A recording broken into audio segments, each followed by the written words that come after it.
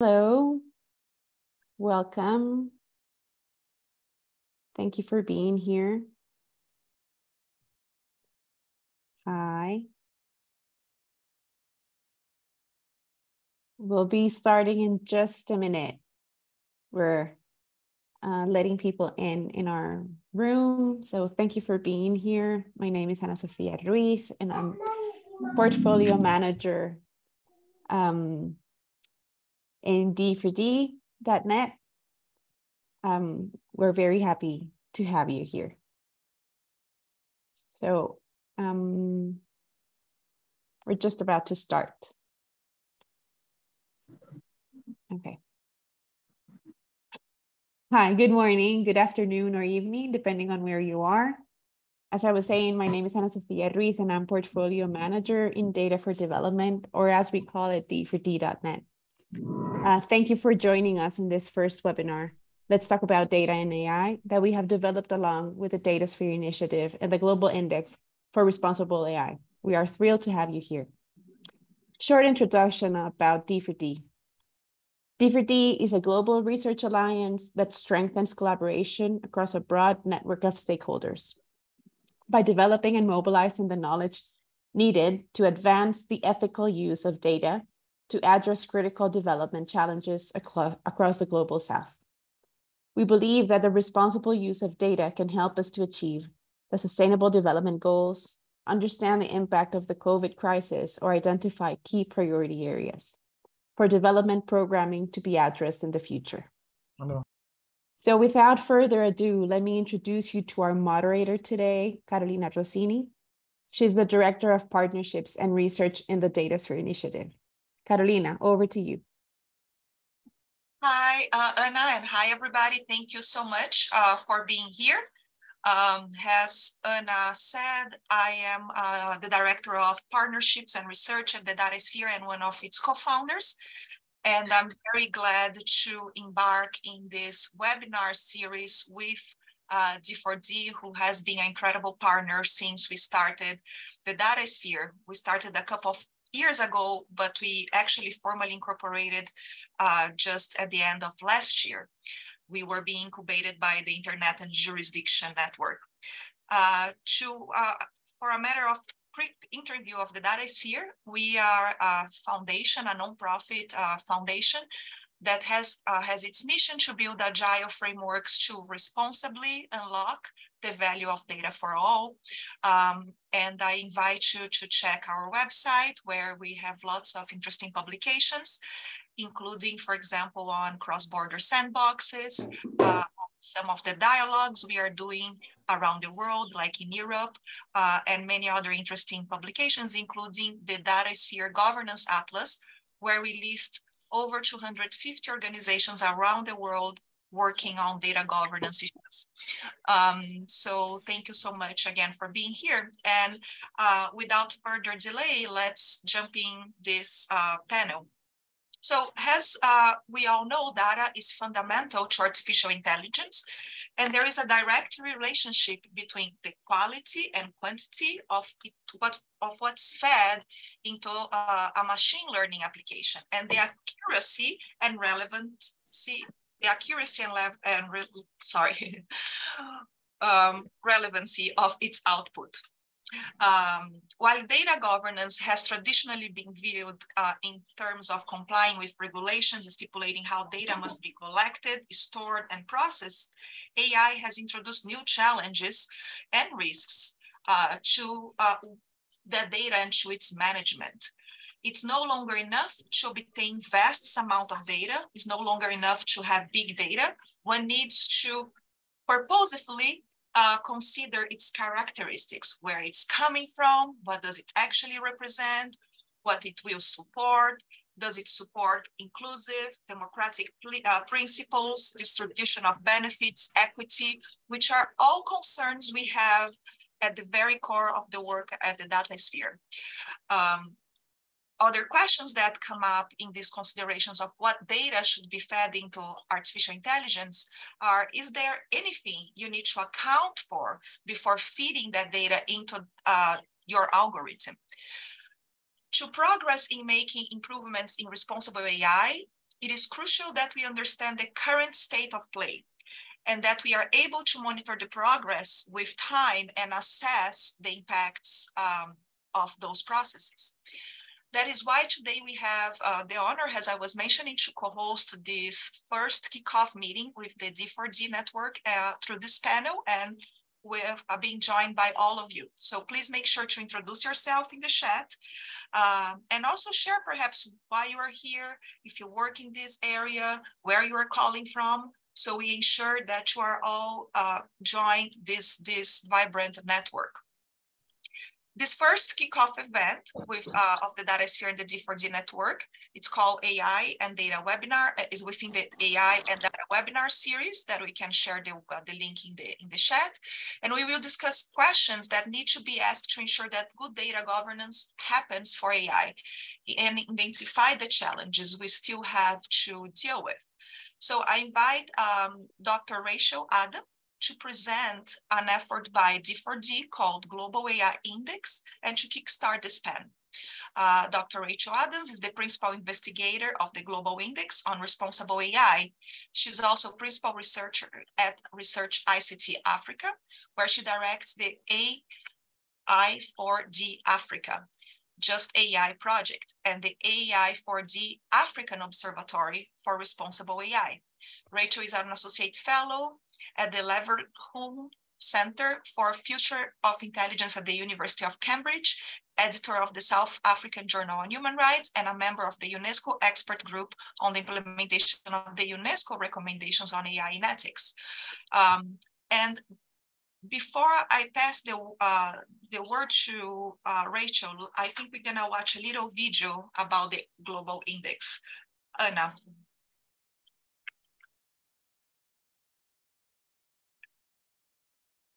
Hi, sorry, no, I think we have to go to Rachel before that.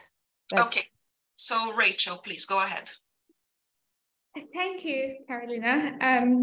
It's so exciting to see so many familiar faces and names, and welcome to new friends of D4D and Datasphere, and of this very exciting project, the Global Index on Responsible AI, that I will be talking about today, and really giving you all a kind of sneak peek on what the Global Index seeks to be covering and measuring over this next year.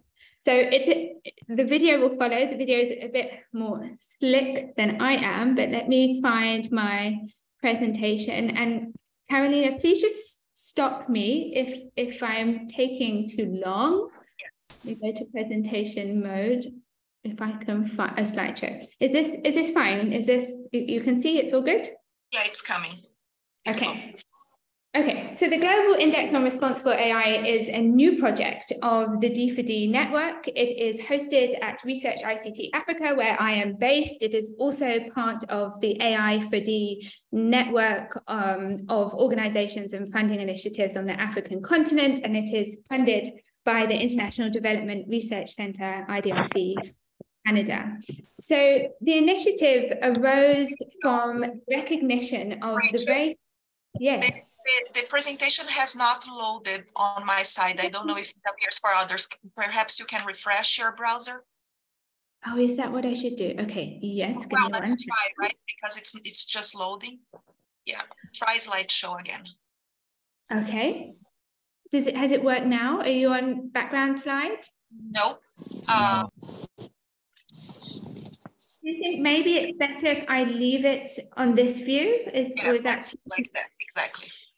And that it's not too small. Okay, so the project arose the recognition that artificial intelligence represented a really complex policy space, and that efforts around the world to advance the responsible, the rights respecting use of AI were disparate.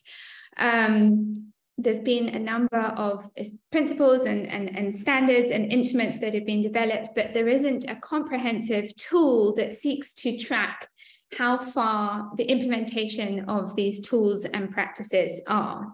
So that was part of the decision to establish a globally relevant tool to track progress and commitments towards responsible AI in countries from around the world. Of course, what responsible AI means is different things in different parts of the world, and part of what this project will be doing is seeking to understand how responsible AI is interpreted in very different country and regional contexts. But broadly speaking, we're defining responsible AI as the development, use, and governance of AI in ways that fully uphold all human rights, and I'll come to talk about how we're defining human rights, and democratic values through the AI lifecycle and value chain. So we're looking at the concept of artificial intelligence in a very broad way, looking at everything from the development of the data systems used to train artificial intelligence to the end of cycle and the environmental impact that AI can have on environments and communities around the world.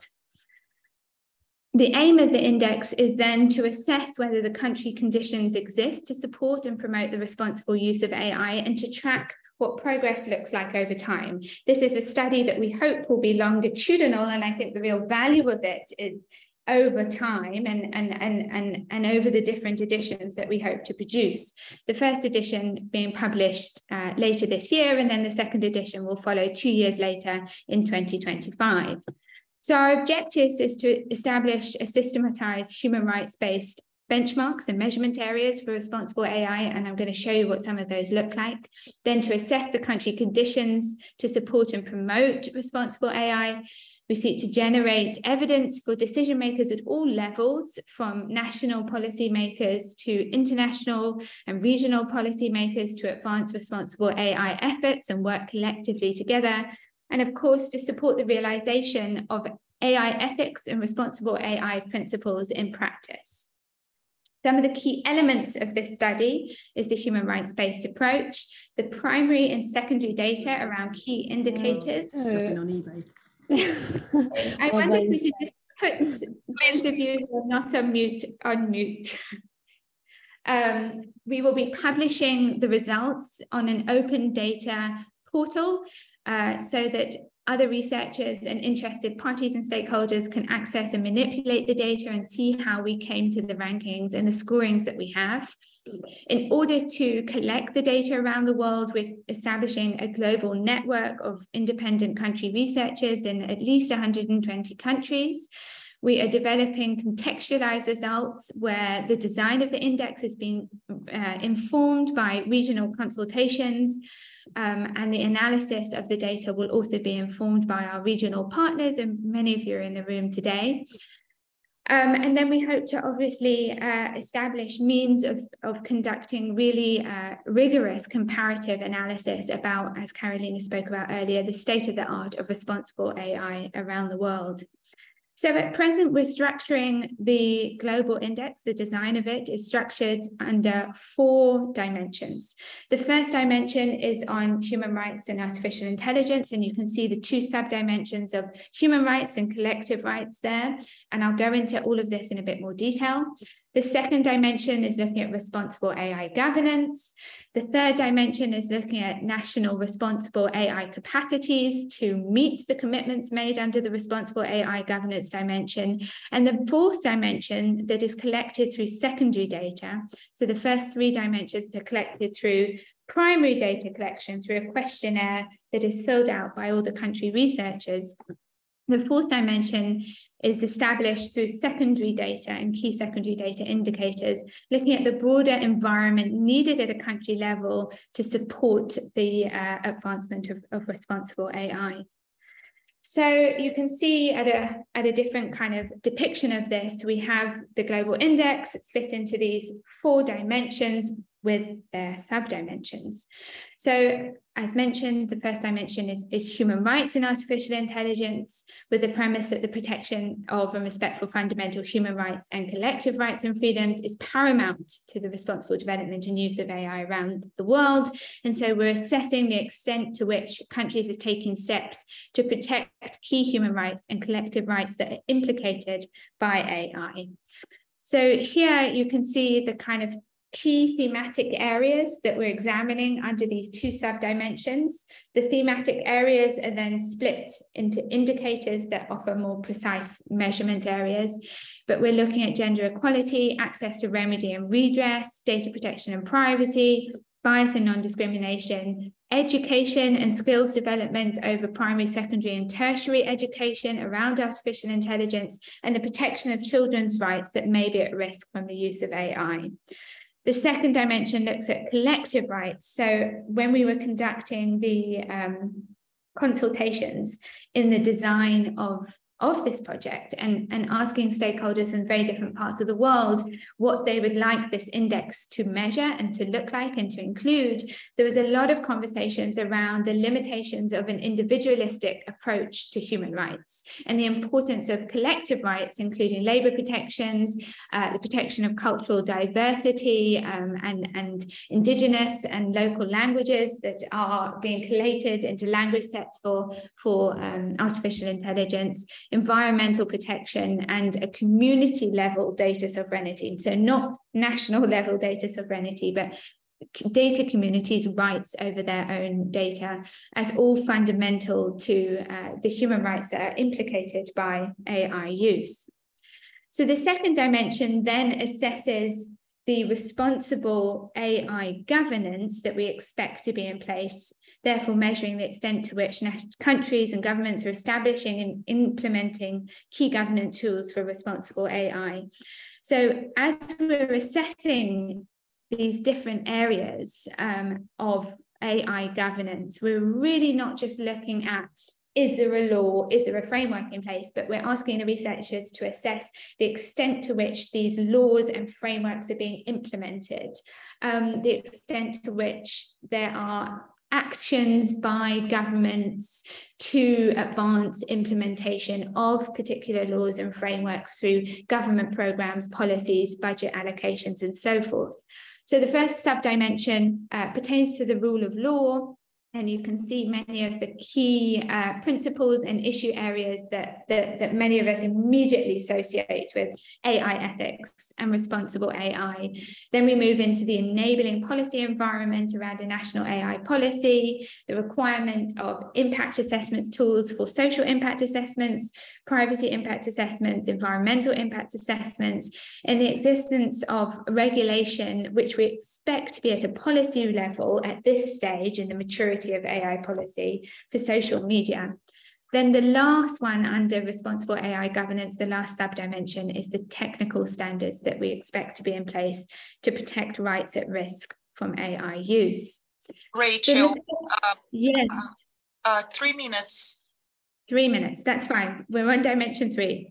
The third dimension covers the capacities we expect to exist at a national level to advance on the commitments made under the previous dimension. So just to provide an overview of this includes the institutions required, the investment, and the competencies, which include skills development in the civil service and judiciary, AI leadership, and of course, as well, international cooperation. The last dimension, through secondary data collection, will look at these various broader factors and conditions that need to be in place to ensure the responsible use and development of AI, including internet connectivity, national computing capacity, various fundamental commitments to fundamental human rights established within regional or international human rights canon. Then, Carolina, the last thing I want to kind of touch on before I close is the complementary study that we are undertaking in alignment with the Global Index, which is the Global Survey on AI Use and Misuse. And this is what we had originally developed as a kind of dimension 0 of the index, as it was going to be a dimension that wasn't scored. So the data that we collect through this survey is not part of the scoring of the Global Index, but provides us with critical examples and understanding of the level of penetration of AI within any given jurisdiction, what sectors it's operating in, and what evidence of AI misuse in terms of what kind of key issue areas, human rights-based issue areas, are arising. And I think this will provide us with fundamental information with which to deepen the analysis out of the index findings itself, but also to assess in the review of the first edition of the index how far these different measurement areas that we've developed as comprising the concept of responsible AI match up with how AI is being used and misused in different country contexts. So, Carolina, I'm going to pause it here and really look forward to the discussion. Great, thank you so much, Rachel. And I will now then share the video. So bear with me for 1 second. So it gives overviews and a summary of the index. Can you see the video? The Global Index on Responsible AI is a new instrument being designed to support decision makers and stakeholders from around the world to develop and use AI that respects human rights and strengthens democracy.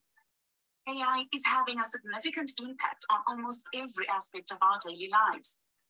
But while AI can drive innovations that improve access to healthcare for millions of citizens, it can also power mass surveillance or potentially undermine civil liberties. The Global Index on Responsible AI will provide much-needed insight into the conditions required to ensure AI supports human rights, gender equality, and sustainable development. By establishing an international network of independent researchers, the Global Index will assess progress towards responsible AI in over 120 countries.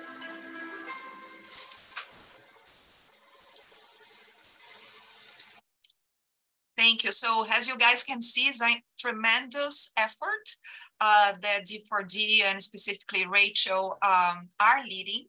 And I love when indexes come together because they are not only an evaluation tool, but they can actually help us as an assessment and a roadmap tool, right, for the development of new policies that are more comprehensive and holistic.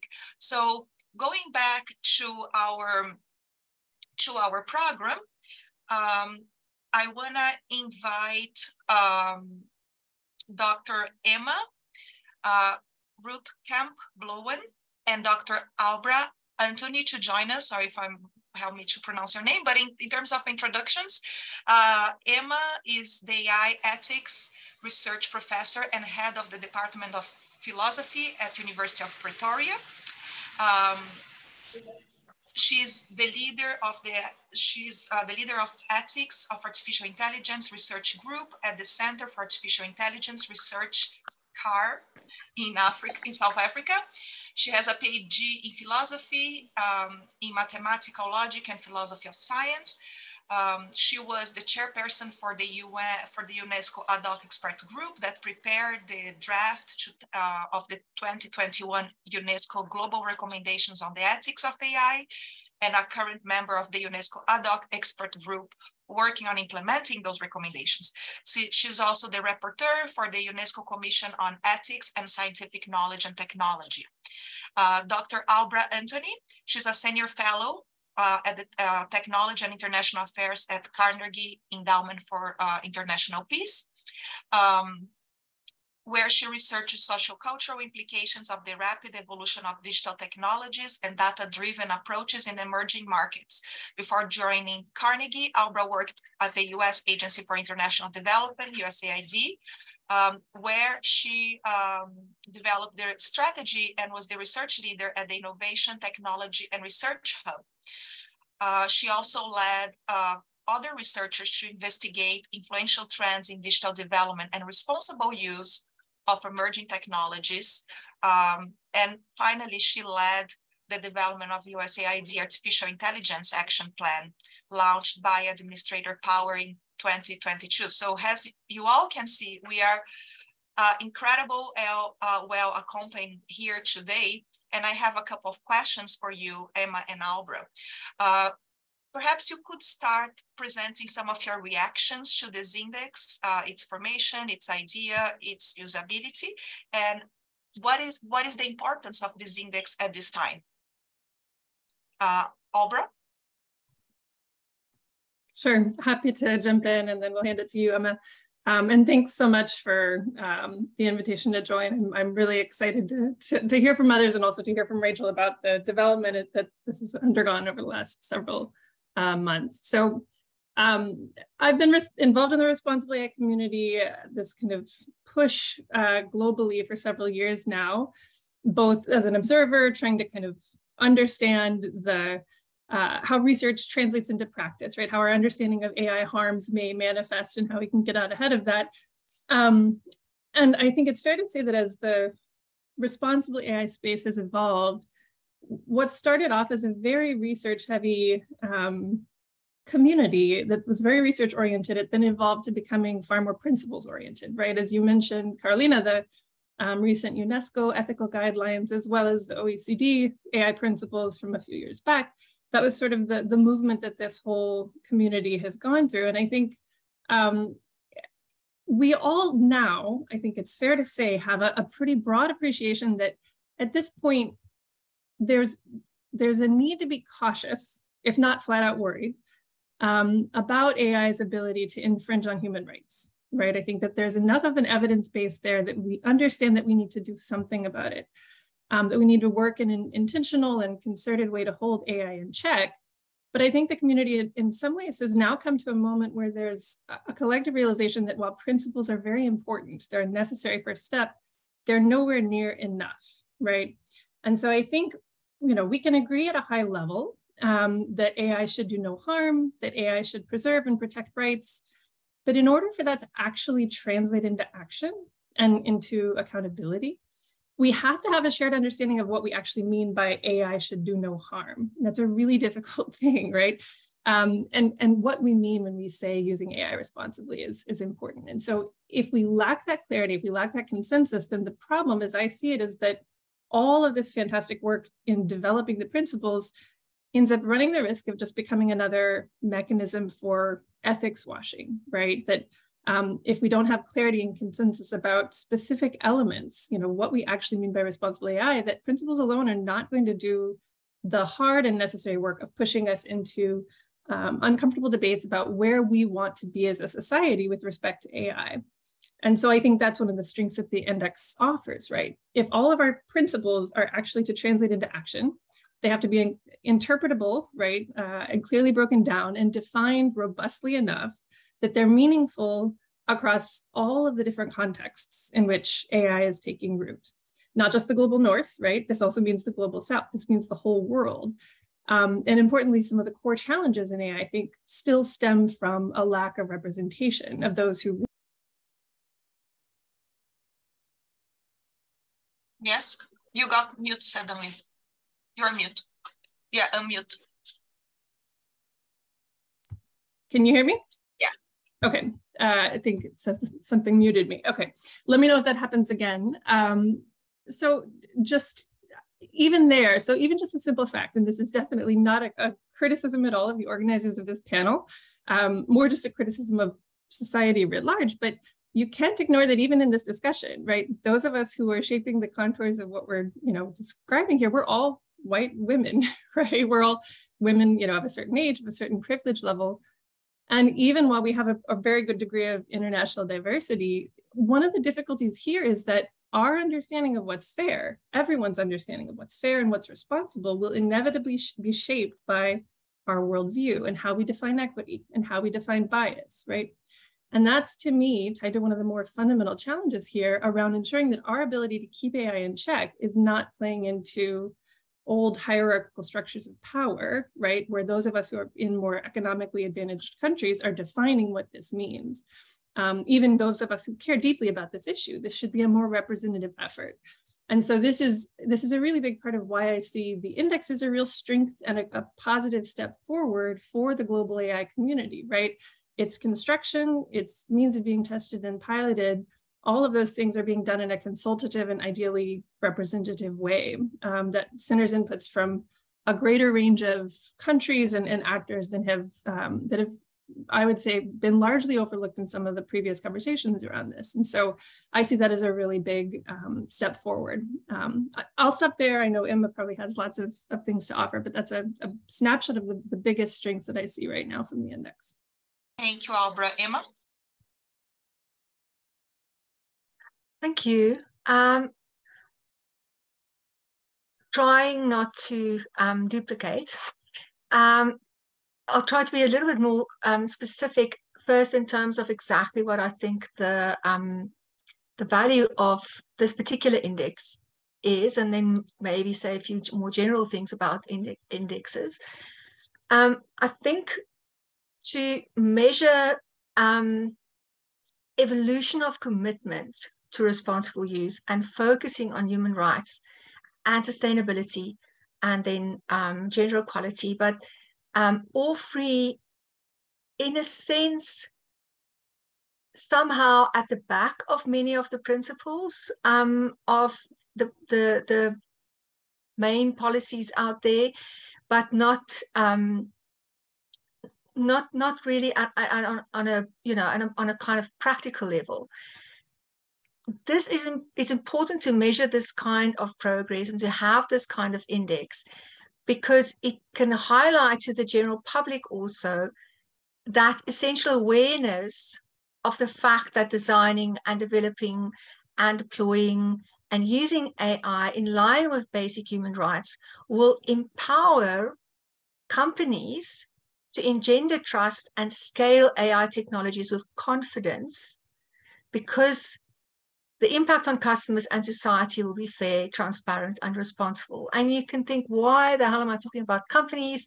We like talking about, very, in general, maybe more, but I think it's important that we always should keep in mind that the way in which tech companies operate in a given country is an indicator of how much a government is protecting their citizens. So I always keep an eye on the private sector for that and many other reasons.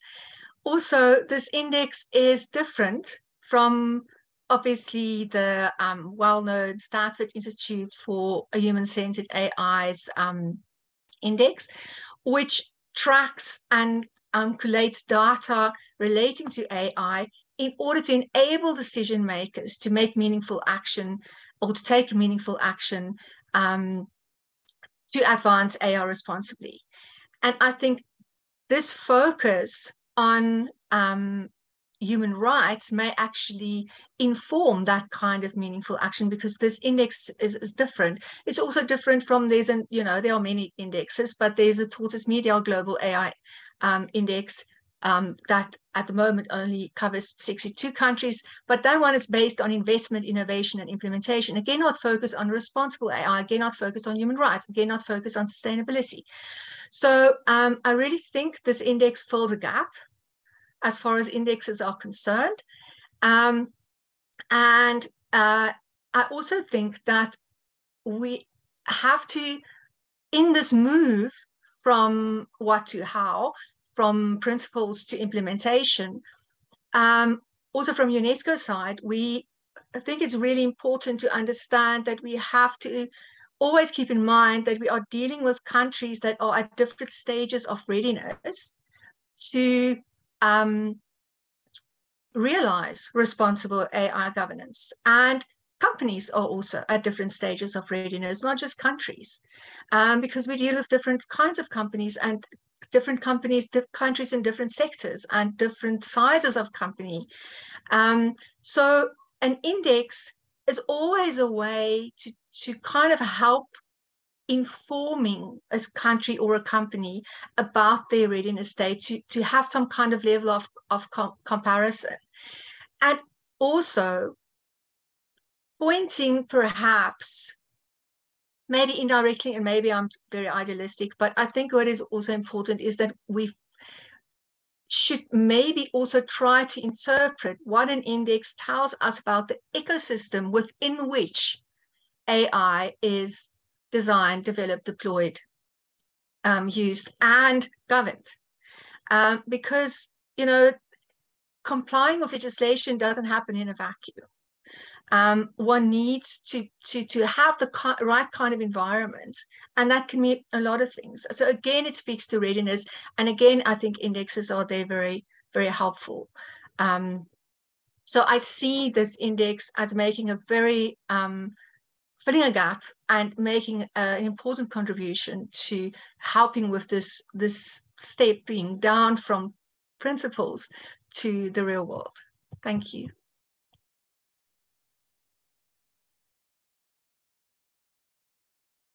Sorry, I've been mute. Thank you, Emma and Alba, for all the comments, and thank you all for the inputs in the chat. So Rachel, coming back to you, D4D also does a lot of work on data issues, right? Historically, a lot of your community comes from the open data community. Why, in your opinion, is data governance crucial for AI, right? Which is one of the core topics of this panel. And more specifically, how we can responsibly unlock the value of data for all so AI systems are more inclusive and produce more equitable results. Rachel. Yeah, thank you very much, Carolina. And certainly we have, in the development of the project and architecture of the Global Index, learned enormously from the Global Data Barometer, which is our sister project at ILDA in Uruguay, that was published in 2022.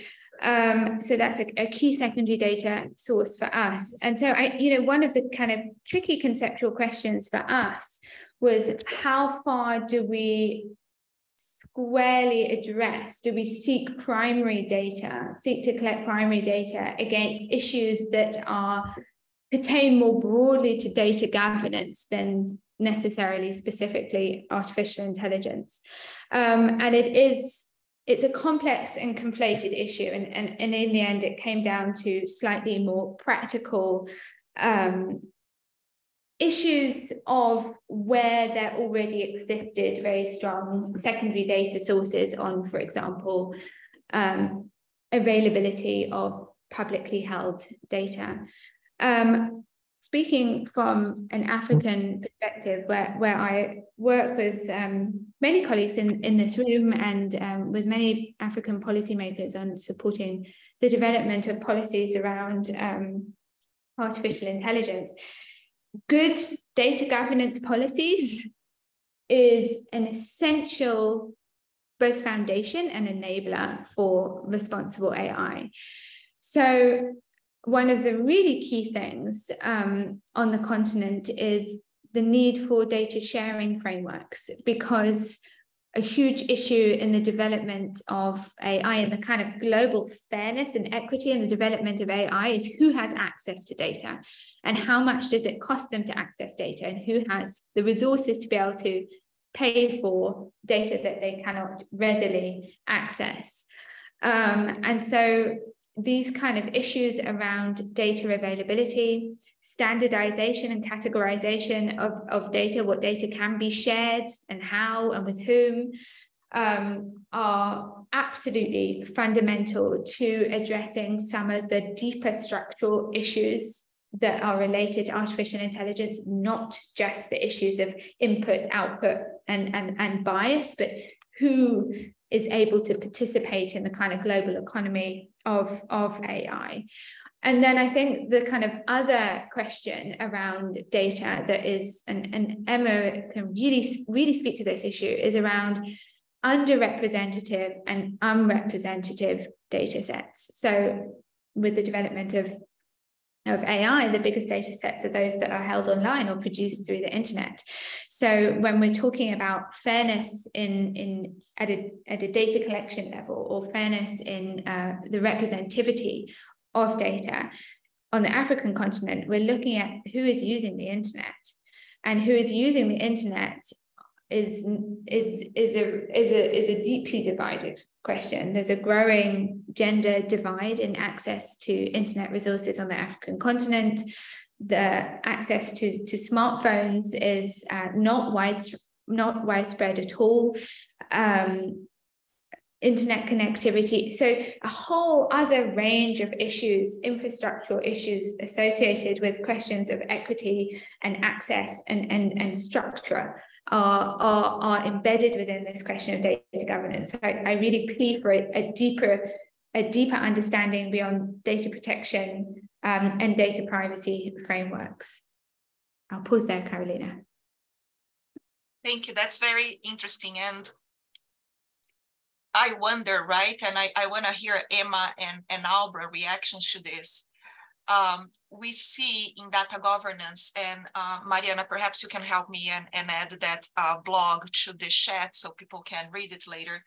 We did this mapping of around 34, 35 principles on data governance, especially principles coming from vulnerable communities and represented communities, right? You can think about original populations, indigenous, different names in different countries, LGBTQ, so forth and so on. And I wonder how much some of those principles help or create even unintended consequences and barriers for the use of the data of those communities, right, to feed into good AI.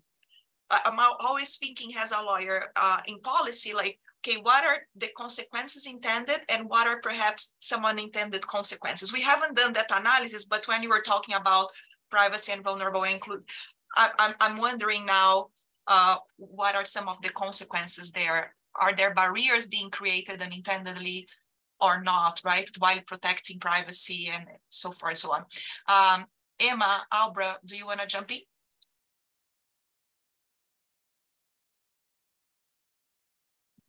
I can jump in first, or Emma, if you have an immediate thought. Okay, I can jump in. I think those are really, really important questions, and I'm so glad that you're raising them. I think for a long time, I've wrestled with this issue of some of the best practices that we have for preserving individuals' privacy, right? Data minimization, for example, can be in tension with better AI, right? And driving more representative AI. And even some of the techniques that we need to rely on to hold AI in check, to test for bias, to test for fairness across different demographic groups, you need that information to be collected, right? Whether, you know, certain protected members are part of this group or not, in order to probe whether the AI models that you're developing are fair. And so I couldn't agree more. I think this is, you know, maybe this is another webinar series or discussion roundtable that could be really helpful for the community to dive into more, because I think that there are some really philosophical tensions there. It's not just about practical tensions. It's questions of what norms we want to establish and how we want to protect versus include versus, you know, all the other issues.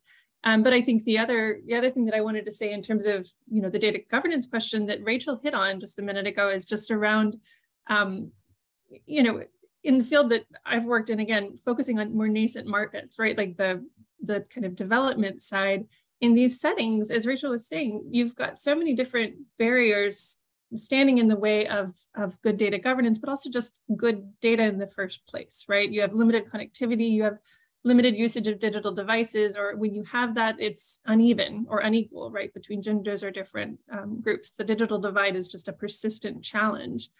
And I think often the discussions that end up happening around the potential for AI and the great, you know, the great benefits that can come from AI stem from assumptions being made around how plentiful data are, right? That we're swimming in a sea of data, and often those assumptions just fall apart when you're in more rural contexts or more developing contexts. And that can be due to both physical issues, right? There's just lower, you know, access to connectivity and things like that. It can also be a conscious choice that's being made by communities to assert their sovereignty, right? Sometimes this practice of sharing data can be seen as very extractive and sometimes exploitative. And so you'll have situations where, I think, Rachel, you may have mentioned this already earlier, right? That Indigenous groups are seeing this as an opportunity to assert their sovereignty by establishing that data can't be collected about them for purposes of feeding into some other decision-making or someone else's benefit. And so all of these issues, I think, need to be factored into what we consider when we say data governance. It's not enough just to say more, you know, freer flows of information, more open data. There are a lot of different contexts that need to be understood as we push for some of these more, I think, broadly beneficial data governance moves. And so I think it's just an interesting thing to keep circling around as we figure out, and again, this is something that the index helps us to do, is to figure out what we actually want to encapsulate in terms of norms, in terms of values, with the governance approaches that we take here. I could go on for a long time about this particular question. I think I'll hand it over to Emma, but we can come back if there are other thoughts here, because there's a lot to be said around the challenges that stem from a lack of representative data. and how that feeds into AI. And so if that's something that this community is already tracking, I don't want to belabor that point, but I do think that it's a really important one to double click on, or whatever the right metaphor is.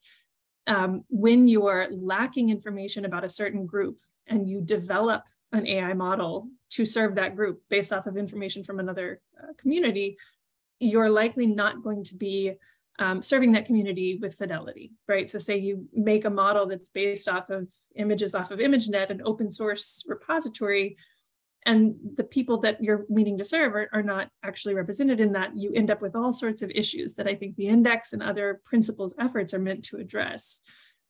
So I'll stop there. Again, I can keep going, but Emma, I want to make sure that I'm not speaking over your time for this. I love the passion, right? That's how we are in this field, especially if you're working in nonprofit, and the challenges are huge here. Emma? Yes, I think the most important issue to highlight is the real problem of what is called data colonialism or AI colonialism.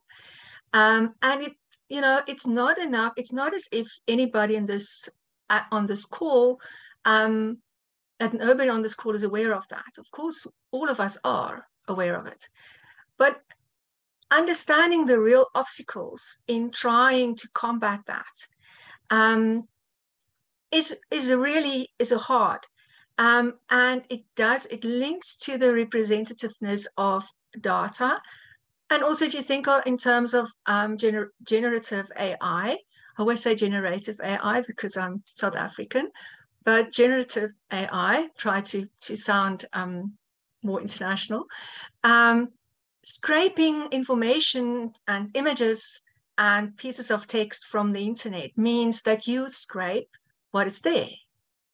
But if there are external reasons for people across the world not to be represented on the internet, obviously they become invisible, or they can be manipulated in some ways.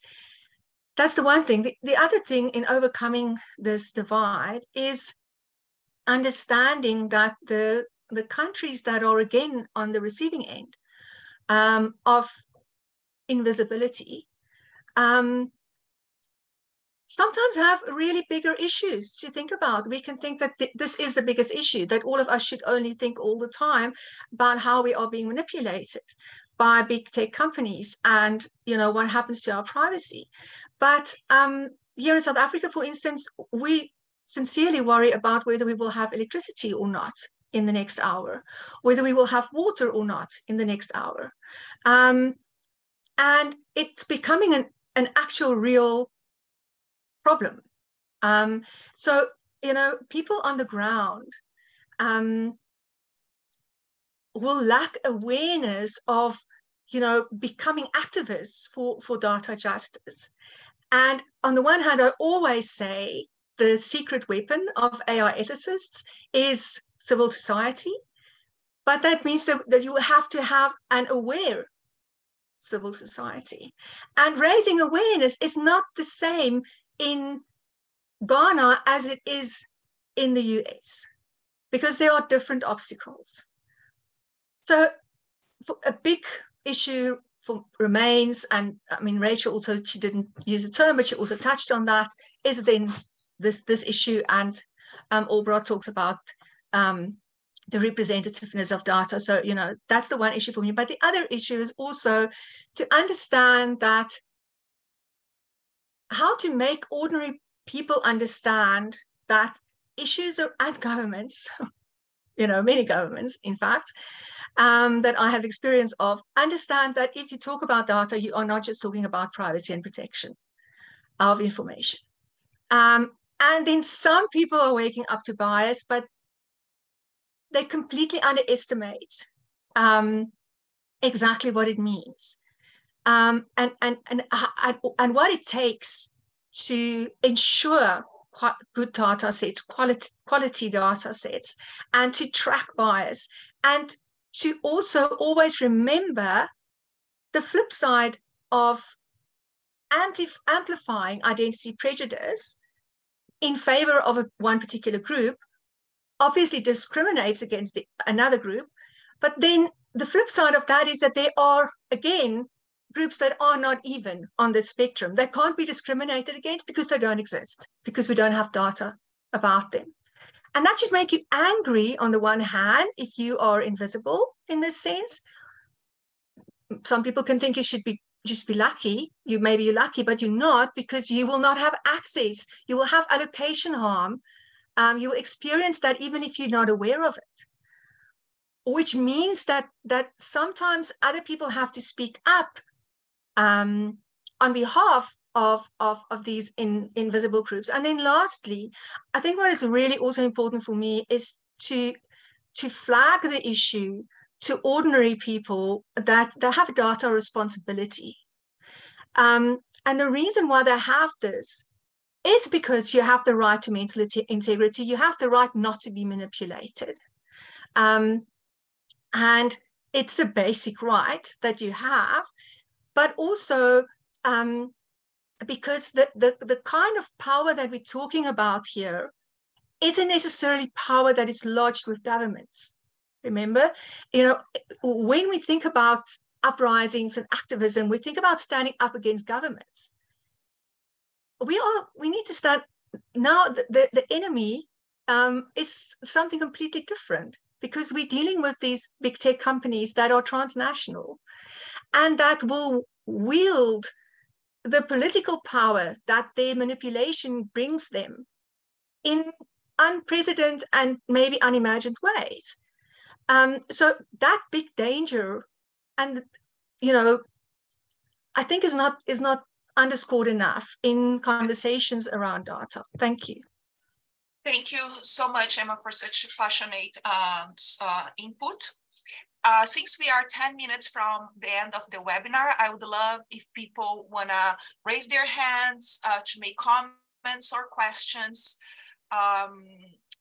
and really share your experience about all of this.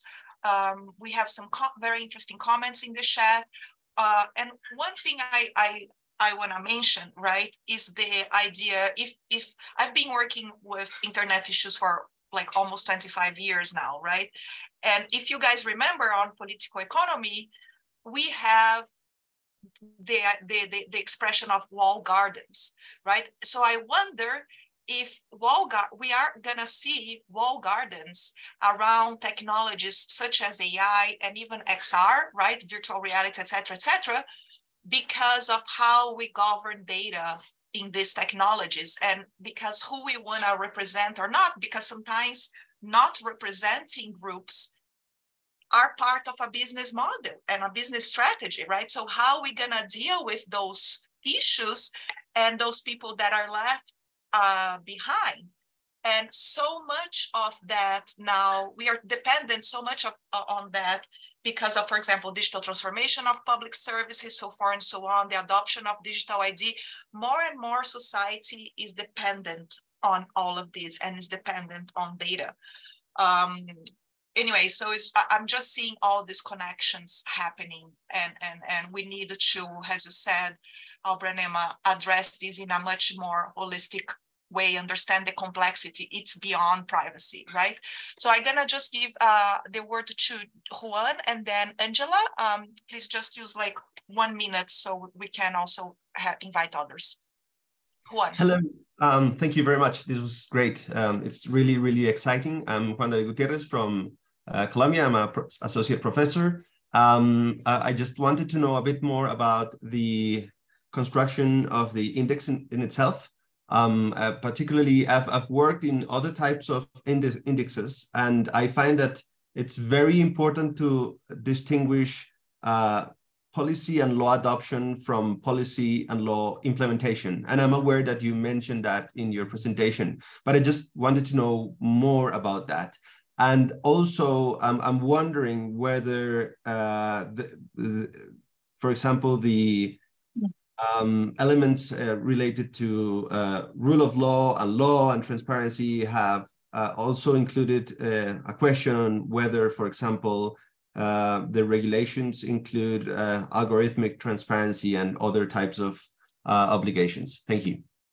Thank you, Juan. So Rachel, do you want to address that? And if you also have any reactions to the previous comments by Emma and Alba? Yeah, thank you, Carolina. I don't want to take up too much time, just to kind of quickly flag that we are going to be making public the draft structure of the global index so that everyone can provide their comments and conducting some more consultation exercises on it. So we really want to try and get as many inputs and welcome any inputs that you might have. So sorry to interrupt you. Maybe we can even share specifically with the registrants of this webinar to make sure that everybody sees. Yes, we can talk about that later. No, sure, absolutely. So, Johan, on your question, 2 parts. So every thematic area is split up into 3 indicators.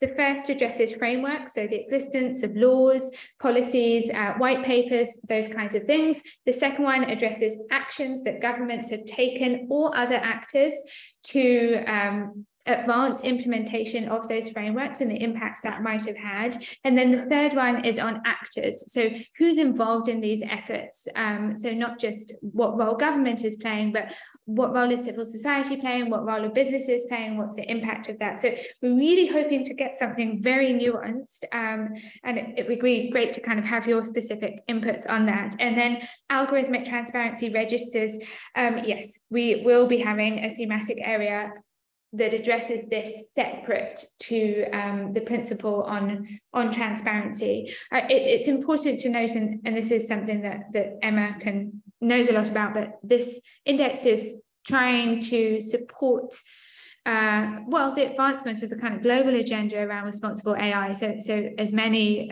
initiatives as possible, but quite specifically as well the UNESCO recommendation, but by providing a tool to track the extent to which it's being implemented. So many of the thematic areas that we have included correspond to the values, principles, and policy action areas under the UNESCO recommendation.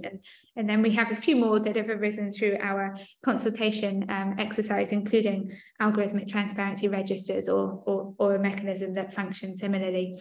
Thanks, Carolina. Thank you, Rachel. Angela, you have a question?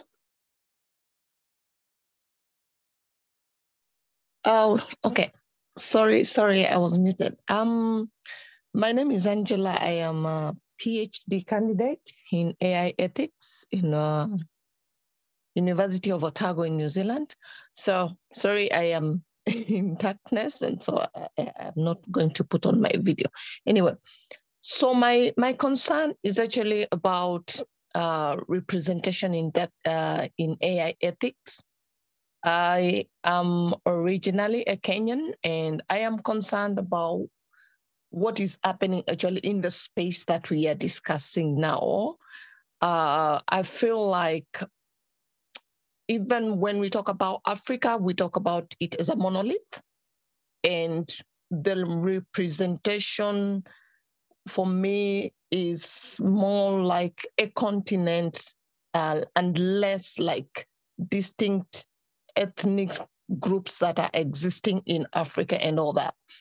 And that's why Umbra Anthony pointed and I was actually appreciative of that comment that we cannot actually purport to be representing different diversity of groups, even in the panel that is happening now when it is dominantly white panelists discussing the issues of AI ethics and all that. And I'm wondering how the global index is taking it up to ensure that we are actually bringing this diversity, we are actually bringing these voices, and we are actually bringing these people who are actually speaking for themselves, because I guess representation is not just talking about a person for them and for what they are going through. Because as a Black woman, no one can claim to be able to speak for me or to talk about bias, our experience bias, or how I experience different things that are happening in AI. So I feel like we need to scale the discussion further and bring forth more representative in terms of color, in terms of ethnicity, in terms of different experiences, because this is still lacking within us who are actually addressing issues of AI ethics. And if it lacks scaling down the results of what AI ethics will produce, we are also going to reproduce biasness that we are trying to fight. That is my comment on this. Thank you, Angela, so much. Emma, Alba, Rachel, do you want to comment on that? I know you work a lot with regional organizations. I mean, maybe I can just comment from the Global Index point of view. I mean, I think, Angela, your concerns are very valid. I think they're spot on, and thank you for your contribution. In terms of the Global Index, this is a project that's largely arising from a team that is based on the African continent. We have colleagues, a team member in Sudan, a team member in Kenya, a couple of us here in South Africa, complemented by other colleagues that are based in other parts of the world. So we are within the composition of the team far more diverse than what I represent. And then within the thematic focused areas of the index, we really want to do more in ensuring that we are addressing concerns and the issues that we hear from the consultations that we are having. So, I mean, we have a standalone section on gender and looking at intersectional issues. Within this, we have a section on bias, and then gender and bias cross-cut throughout some of the other dimensions as well. So I'd be very happy to share this with you and have your inputs on this, because I think there's always more we can do, there's always more we can learn, and I think this is going to be an ongoing effort. So yeah, thank you very much. Thank you, everyone. We reached the hour, and I just want to say, please keep in touch.